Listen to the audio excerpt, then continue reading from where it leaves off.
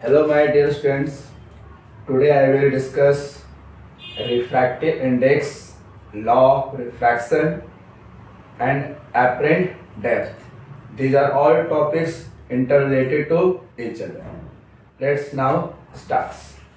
First of all, we discuss refractive index. It's the part of ray optics.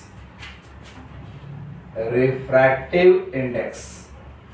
What is the refractive index? What is the refractive index? Refractive index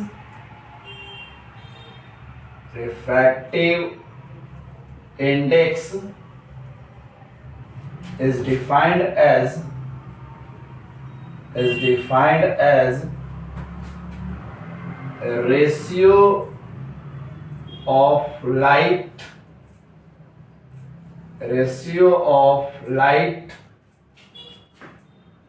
in free space,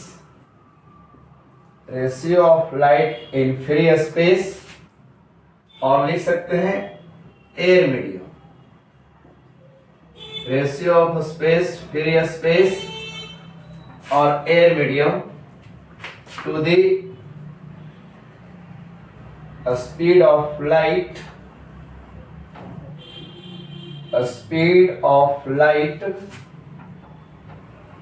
in given medium. Speed of light in given medium.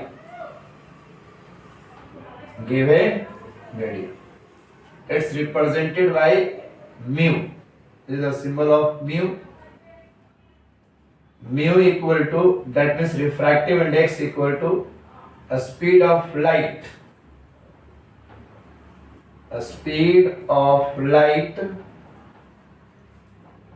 in air medium or free space,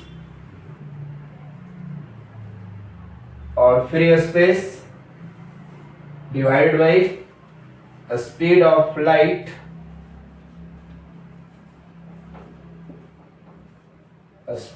light in given medium.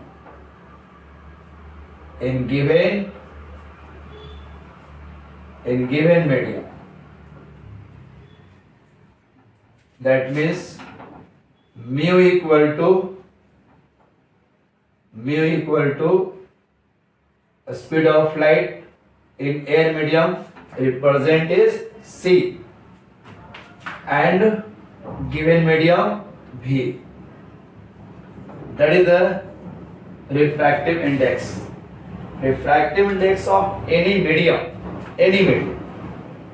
is greater than 1, because a speed of light in air medium is maximum.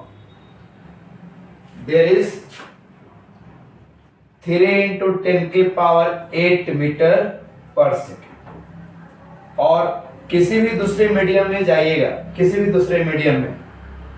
तो speed of light इससे क्या होगा, कम होगा. That means refractive index का value हमेशा greater than 1 होगा. This is the refractive index. अब refractive index का यूज क्या है? तो इसका बहुत सारा यूज है. एक मीडियम से दूसरे मीडियम में स्पीड ऑफ लाइट जाएगा, तो उसका स्पीड ऑफ लाइट कैसे चेंज होगा, ये डिसाइड रिफ्रैक्टिव इंडेक्स करता है. ठीक है, इसको हम लोग ऐसे भी लिख सकते हैं दूसरे टर्म में भी.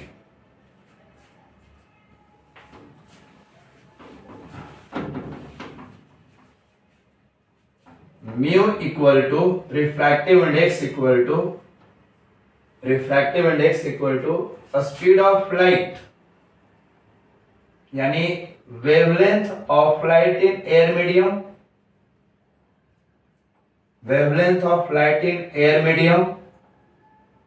and frequency of light in air medium, divided by wavelength of light in given medium और frequency of light in given medium, और वन मीडियम से दूसरे मीडियम में यदि जा रहा है तो frequency never be change, frequency never be change.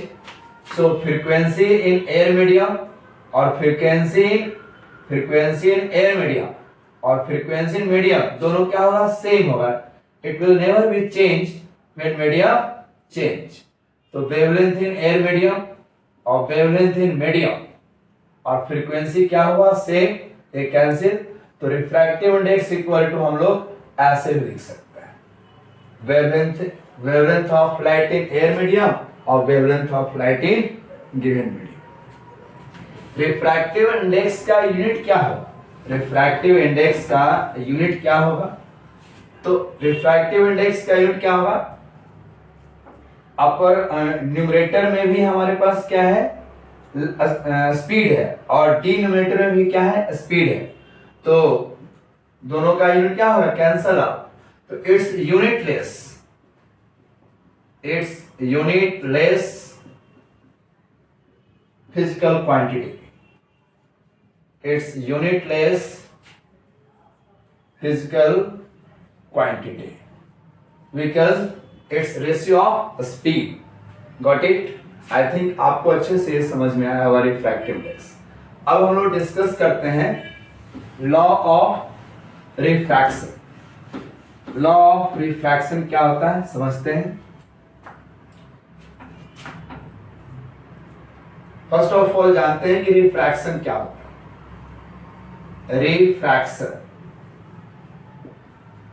Refraction क्या है, समझिए, अच्छे से समझिए। यदि कोई प्रॉब्लम हो तो कमेंट सेक्शन में जरूर डालिएगा। Listen, there is two medium, this is the first medium, this is the medium first, or this is the medium second, this is the medium second. When speed of light goes from second medium to first medium, this is the boundary between two medium. This is the boundary between two medium. This is the boundary between two medium. Here is one medium, here is second medium. यहां से यहां जा रहा है तो medium change होगा। यदि medium change हुआ तो लाइट का एक नेचुरल फिनोमेनन है, this is the normal. Here is the incidence point. There is normal. Normal means perpendicular to the boundary, perpendicular to the interface between two medium at the incidence. यहाँ पे ये normal plot की। This is the incidence direction of rays of light. This is the direction of incidence light. When rays of light goes from medium 2 to medium 1, that means the direction of rays light will be change. ये इधर भी जा सकता है और ये इधर भी जा सकता है। It will depends upon the refractive index, the value of refractive index first medium and second medium। मतलब ये rays of light, refracted rays of light, ये rays of light किधर बेंड होगा, नॉर्मल से ये दूर जाएगा कि नॉर्मल के तरफ बेंड होगा, नॉर्मल से ये दूर जाएगा कि ये नॉर्मल के तरफ बेंड होगा। ये डिपेंड करेगा रिफ्रैक्टिव इंडेक्स के वैल्यू पे। ओके, अभी इसको हम लोग सही करेंगे कि ये किधर की ओर बेंड होगा, अभी हम लोग डिस्कस करेंगे। तो फर्स्ट ऑफ ऑल रिफ्रैक्शन क्या होता है, तो refraction is the phenomenon, refraction is the phenomenon when rays of light propagate one medium to another medium at the boundary, at the interface, the direction of light will be changed. Direction of light will be changed. That is called refraction. When one medium to another medium light goes, क्या change नहीं होगा, राज की बात है, क्या change नहीं होगा, तो फ्रीक्वेंसी चेंज नहीं होगा, because frequency always depends upon the source. So let's write the definition of refraction.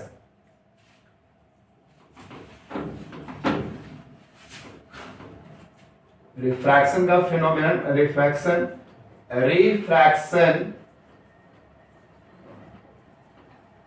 is the phenomena. Refraction is the phenomena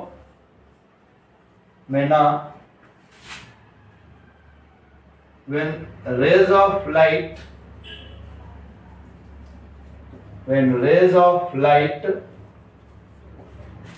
propagate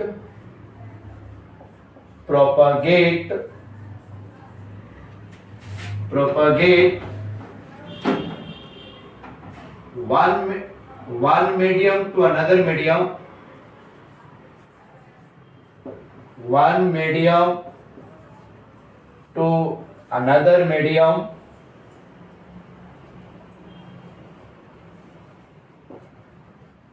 direction of light will be changed. Direction of light will be changed.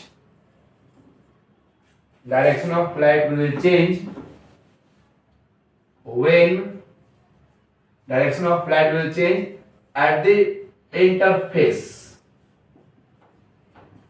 At the interface. Interface means boundary. But frequency remains constant. Frequency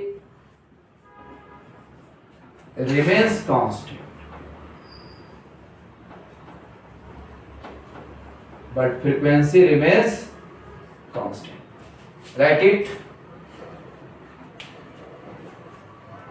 10 minute आवत है.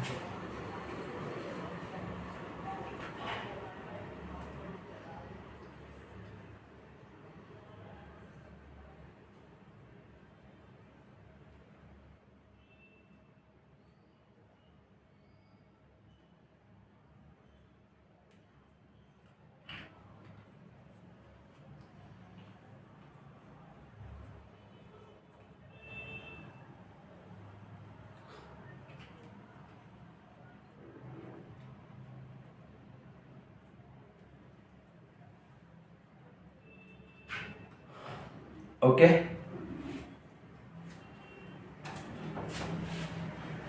अब इसको हम लोग और समझते हैं. अभी कब ये नॉर्मल की तरफ बेंड होगा, कब ये नॉर्मल से दूर जाएगा, away from the normal rays of light bend होगा, वो हम लोग डिस्कस करते हैं. Listen,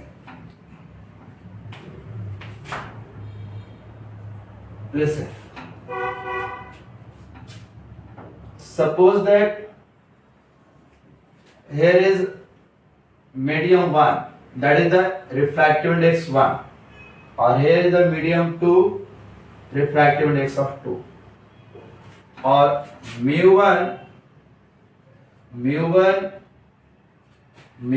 is the denser medium. First medium को बोल दिए डेंसर मीडियम, और इसको बोल दिए rare medium. This is the rare medium. Rare medium कहने का मतलब इसका रिफ्रैक्टिव इंडेक्स ज्यादा होगा और इसका रिफ्रैक्टिव इंडेक्स क्या होगा, कम. That means mu1 is greater than mu2. mu1 is greater than mu2. Incidence rays of light rare medium से डेंसर मीडियम में आ रहा है. This is the incidence rays of light. Here is the normal. यदि homogeneous medium होता तो ये ऐसे ही चला जाता, इसमें कोई चेंजिंग नहीं होता, लेकिन रेयर मीडियम से डेंसर मीडियम में जा रहा है रेज ऑफ लाइट, तो ये टुवर्ड्स द नॉर्मल बेंड होगा.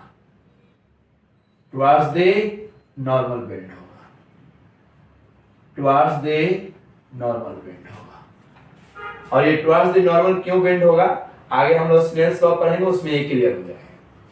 और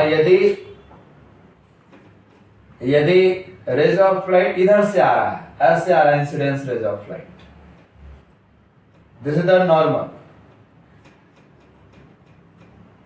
ये हो गया डेंसर मीडियम और ये हो गया रेयर मीडियम. ये रेयर मीडियम और ये डेंसर मीडियम। फर्स्ट केस के लिए हो गया कि रेयर से rays of light denser medium में जा रहा है और यहाँ पे डेंसर से रेयर मीडियम में आ रहा है, तो इसमें यहां से ऐसे रेज ऑफ लाइट जाना चाहिए था, ये ऐसे जाना चाहिए था, होमोजेनियस मीडियम रहता तब, लेकिन रिफ्रैक्टिव इंडेक्स चेंज हो रहा है, तो this will bend away from the normal, this will bend away from the normal. A speed of light in that medium is increased, so it will bend away from the normal. A speed of light will decrease in denser medium, so it will bend towards the normal.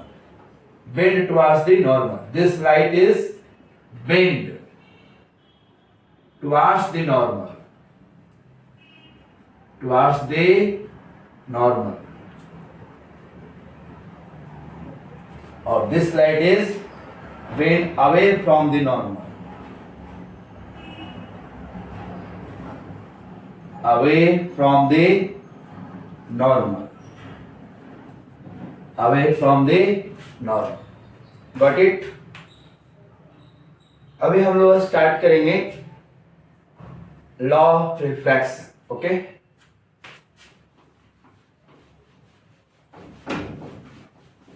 Law of refraction समझिएगा अच्छे से. ये सारे term फिर से आएंगे. Law of refraction,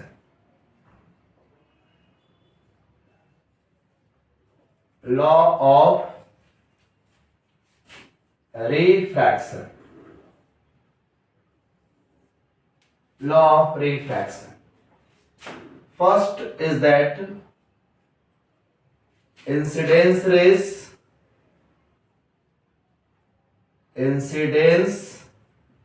ray, refracted ray and normal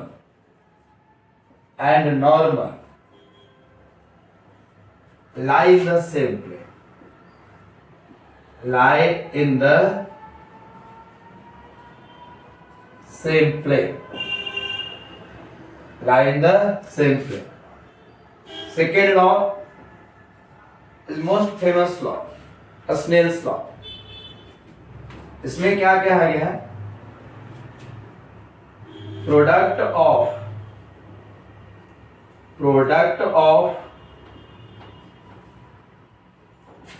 of refractive index,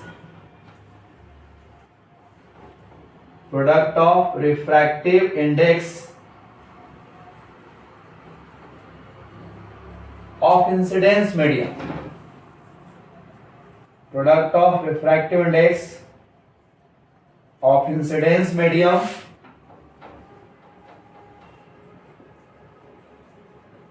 product of refractive index of incidence medium and sine of angle of incidence, sine of angle of incidence, sine of angle of incidence is equal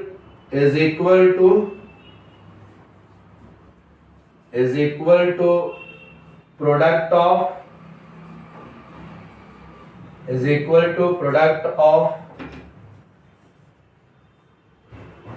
refractive index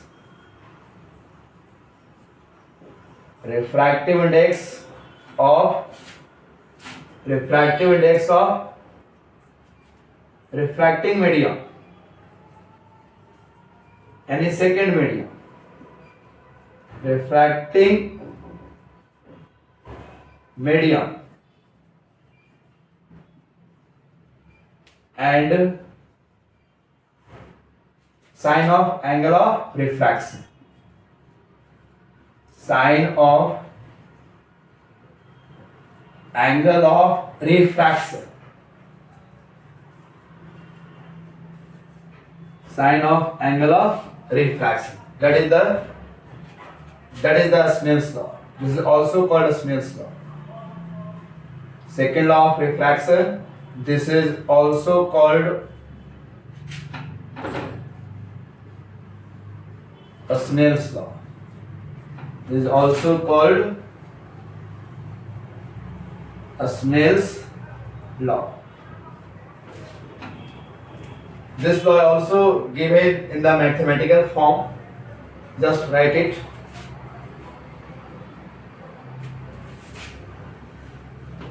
refraction का again हम लोग figure draw करते हैं और फिर इसका हम लोग फॉर्मूला लिखेंगे जो आप लोग को हमेशा याद रहता है। यहां लिखिए, this is the interface, this is the medium 2, this is the medium 1. Here is incidence ray, this is normal, it will pass without any deviation when homogeneous medium, but medium is changed. Suppose that mu1 is greater than mu2,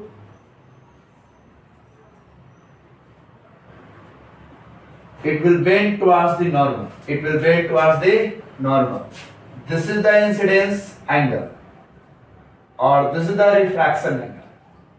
This is the refraction angle. Snell's law states that mu2 into sin I is equal to mu1 into sin R. That is the Snell's law. That means sin I by sin R is equal to mu1 by mu2. कहीं ये book में mu2 by mu1 में लिख सकता है, तो ये depend करता है किस मीडियम से रेज ऑफ लाइट इंसिडेंस हो रहा है और किस मीडियम में रेज ऑफ लाइट रिफ्रैक्ट हो रहा है। याद करने की जरूरत नहीं है, ये फॉर्मूला याद करने की जरूरत नहीं है, आप ये स्टेटमेंट से ये लिख सकते हैं तभी आपका सही होगा।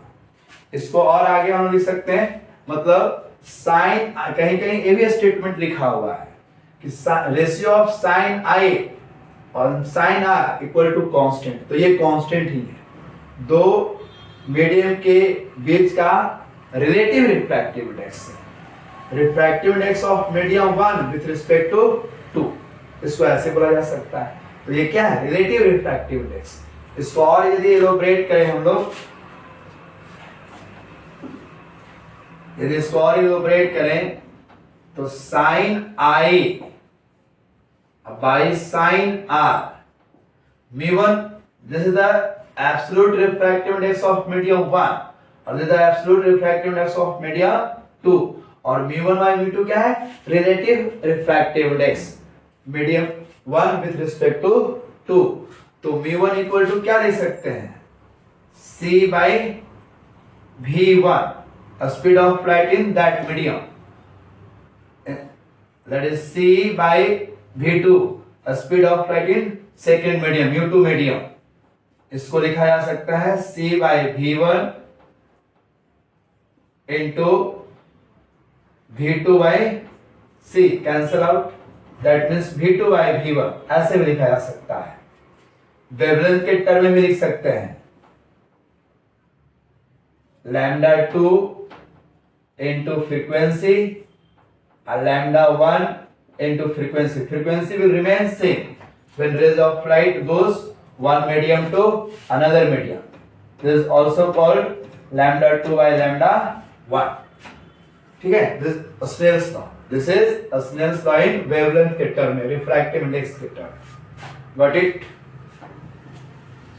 अब देखिए इसमें एक बात और हम लोग को समझना है, डेविएशन एंगल। जब रिफ्रैक्शन हो रहा है तो डेविएशन एंगल क्या होगा, मैं उसको भी क्लियर कर देता हूं।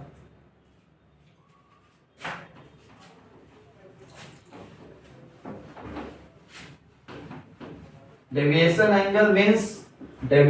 एंगल मीन्स कि इंसिडेंस रेज ऑफ लाइट से कितना डेविएट हुआ है।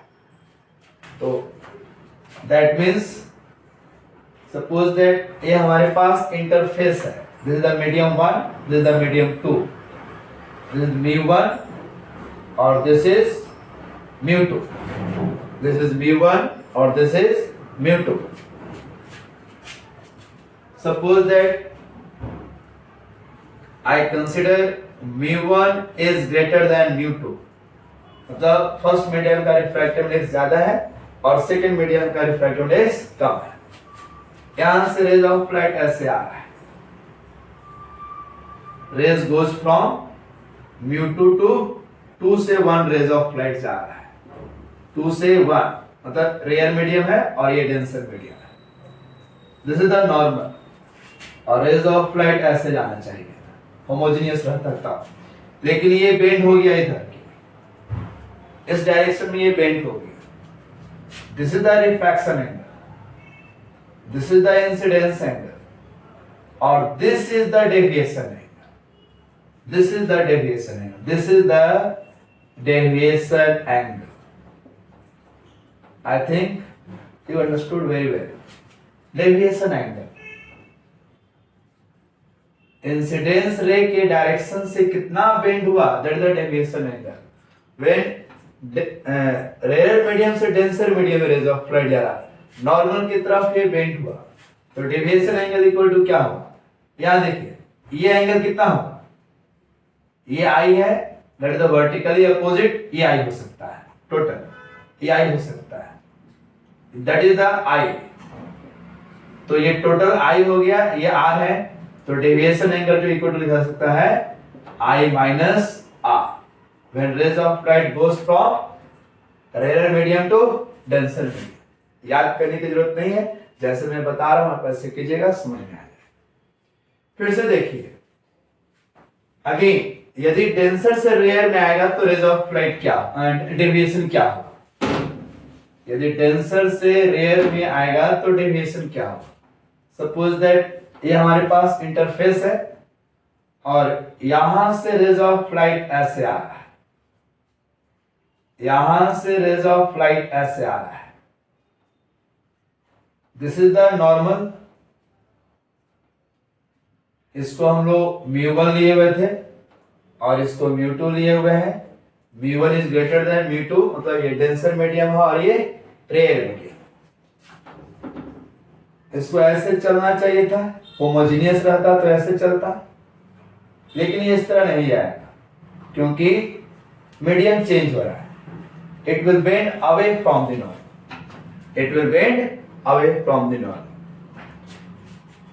That is the refraction angle, that is the refraction angle, ये रिफ्रैक्शन एंगल है, और that is the incidence angle, that is the incidence angle, that is the incidence angle, or this one is the deviation angle. You got it, this is the deviation angle.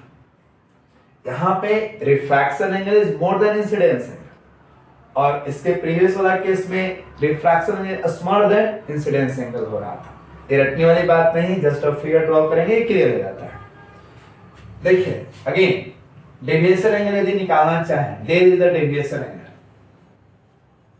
there is the deviation angle, there is the deviation angle, so deviation angle is equal to, deviation angle is equal to, deviation angle is equal to, this is the, ये vertically opposite है, ये R है और ये आई है, तो ये वाला एंगल हो सकता है आई, ये वाला एंगल क्या हो सकता है आई, तो del equal to R minus I, that is the deviation. Got it? I think you better understand. Okay? Next class में हम लोग lateral shift, sorry, apparent depth और lateral shift करेंगे हम लोग, ठीक है? आप इसको अच्छे से समझिएगा, फिर इसके बेसिस पे हम लोग क्वेश्चन भी सॉल्व करेंगे। Good bye.